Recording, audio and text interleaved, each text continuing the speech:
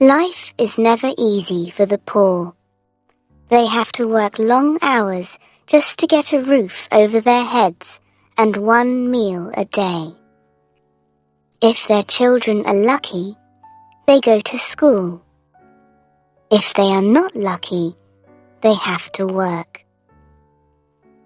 Krishna, who tells this story, is not lucky. He has to work in a factory making beedis, a kind of Indian cigarette. He is a good worker because his young fingers are small and quick and nimble. I cannot read or write, but I can count, but only up to 1,500, because that is the number of beedis that I need to make in a day. My life is easy to explain.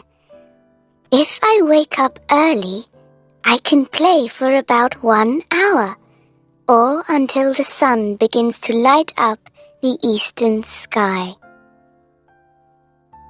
For that 1 hour, I am free. As free as the birds which sit on the tree outside my home. My home is a hut with a roof of dried leaves. It is very small, but the 3 of us can just sleep in it. And I go away really early and come back in the nights, so only my mother and my little sister are there in the daytime. In the nights, it is a bit crowded. When we sleep, my arm is often around little Tangachi, or Amma's thin foot is resting on my leg, but it doesn't matter. The other day, I asked Amma, "How old am I?"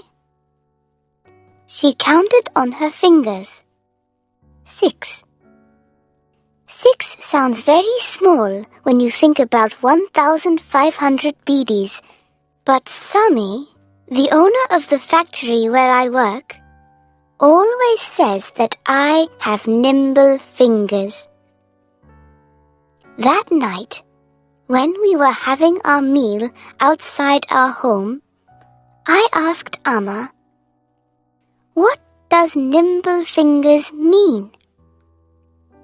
"It means your fingers are like Weaver Mama's fingers," she said.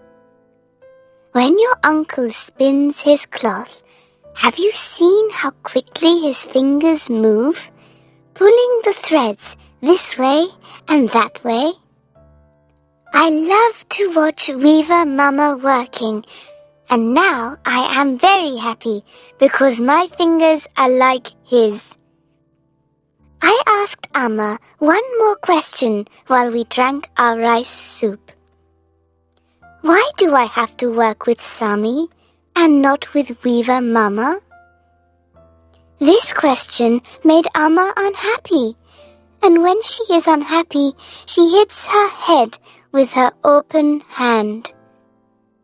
The noise is very loud, and she goes on hitting her head again and again, making a pat, pat, pat sound. It scares Tangachi and me, and I can see that the small one is ready to cry. I put my fingers, nimble fingers, on Amma's hands to stop her hitting herself.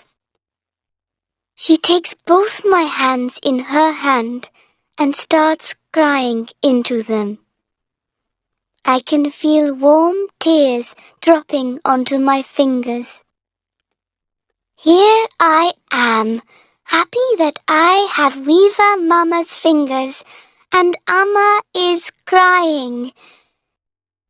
She looks at the black marks on my hands and the cuts on my finger ends.